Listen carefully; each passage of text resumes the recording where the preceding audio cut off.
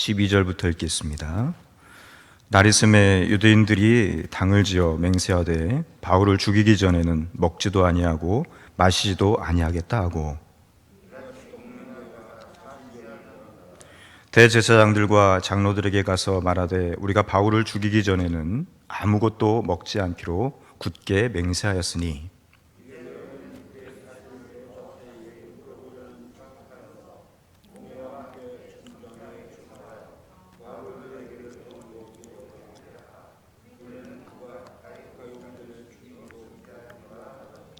바울의 생질이 그들이 매복하여 있다 함을 듣고 와서 영내에 들어가 바울에게 알린지라.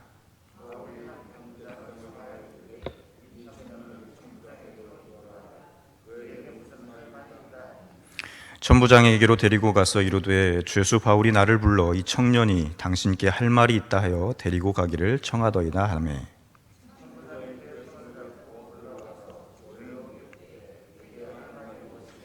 대답하되 유대인들이 공모하기를 그들이 바울에 대하여 더 자세한 것을 묻기 위함이라 하고 내일 그를 데리고 공회로 내려오기를 당신께 청하자 하였으니,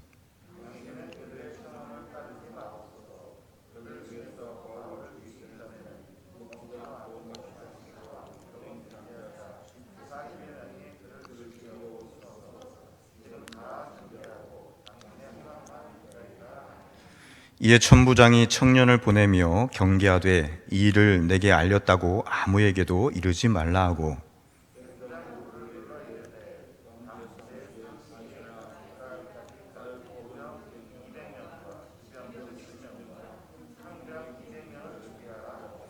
또 바울을 태워 총독 벨릭스에게로 무사히 보내기 위하여 짐승을 준비하라 명하며,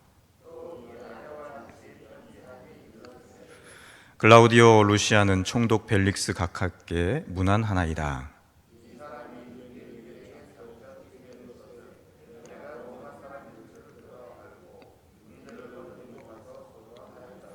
유대인들이 무슨 일로 그를 고발하는지 알고자 하여 그들의 공회로 데리고 내려갔더니,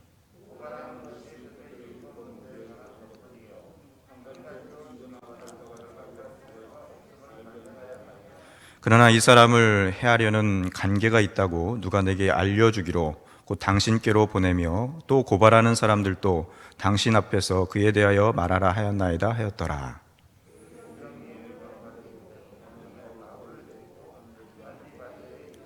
이튿날 기병으로 바울을 호송하게 하고 영내로 돌아가니라.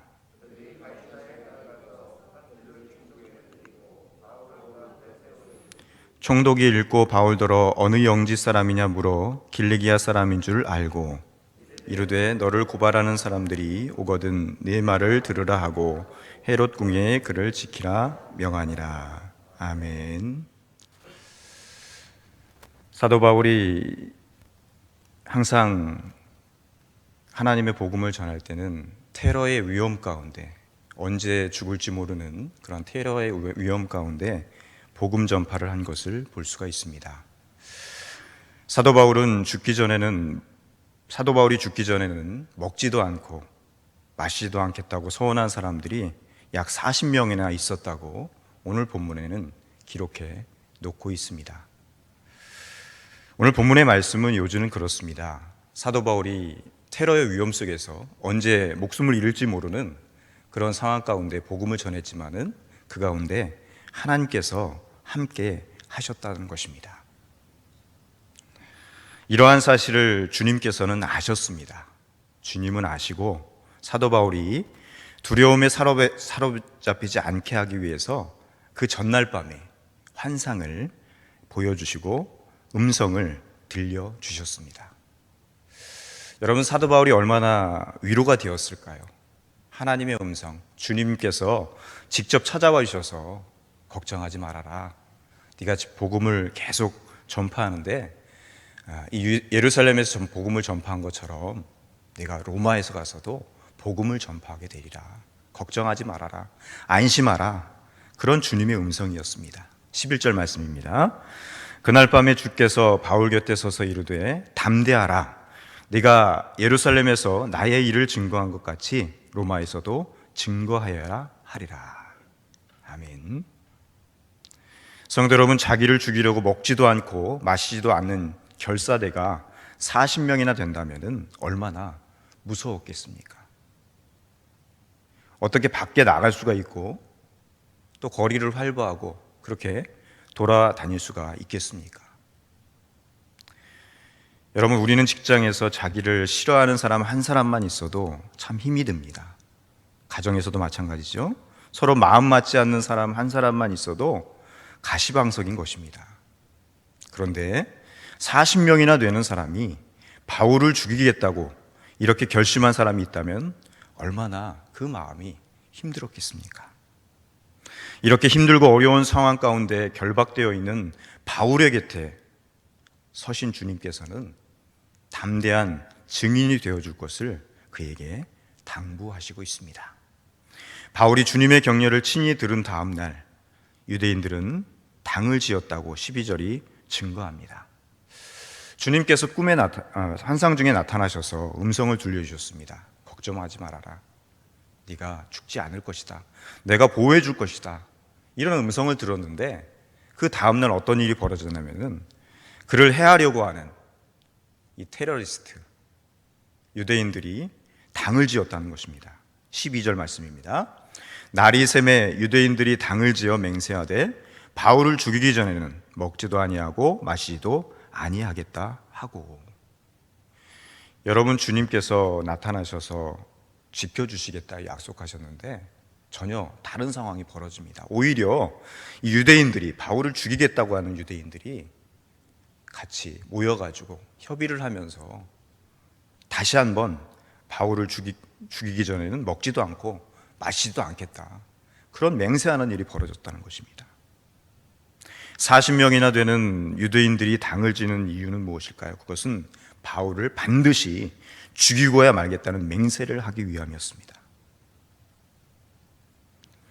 바울은 주님께로부터 담대한 복음의 증인이 되리라는 당부를 받았습니다. 그러나 주님의 부활을 믿지 못하는 유대인들은 바울을 죽이기 전까지는 먹지도 않고 마시지도 않겠다고 맹세까지 하였던 것입니다.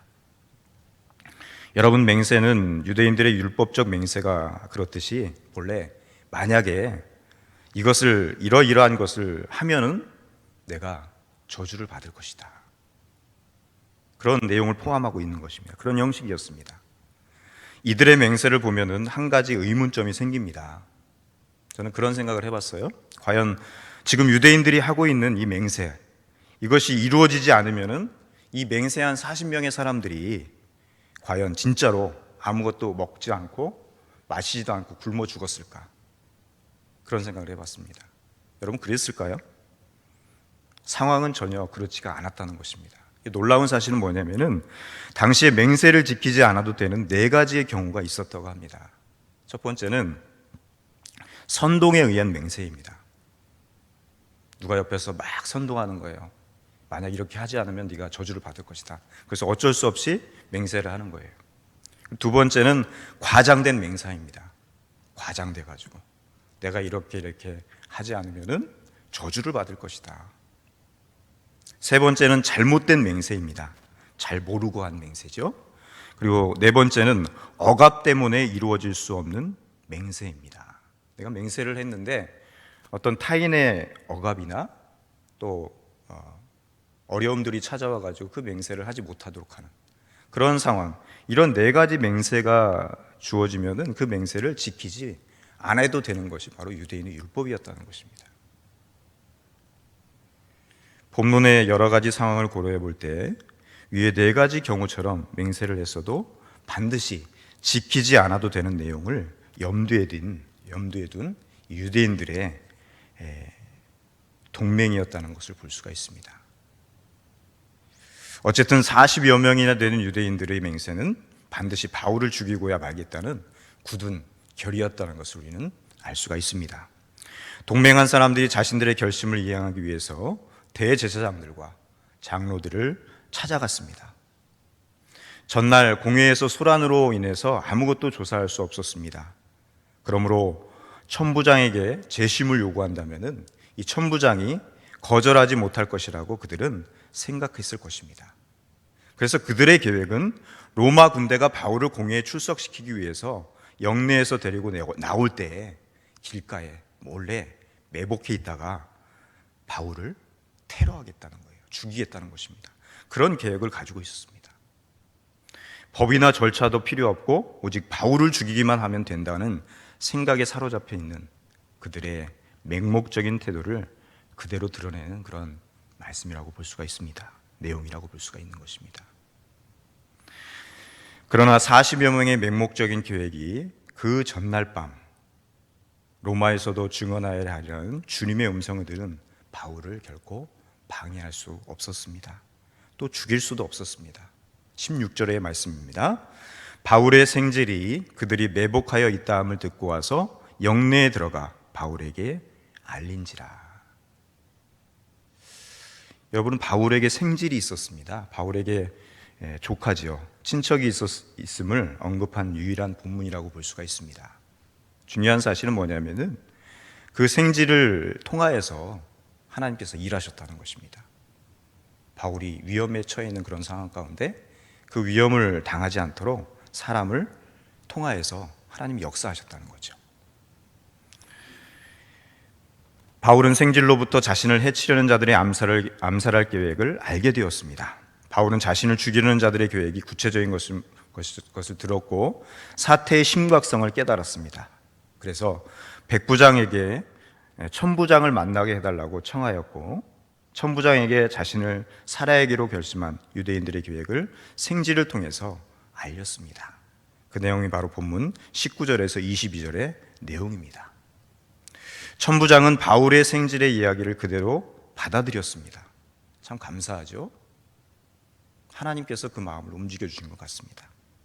하루 전날이 있었던 분쟁을 목격한 천부장은 유대인들이 능히 그러고도 남을 것이라고 생각했을 것입니다. 천부장은 밤 제3시에 백부장 둘을 불렀습니다. 밤 3시는 바로 저녁 9시를 가리킵니다.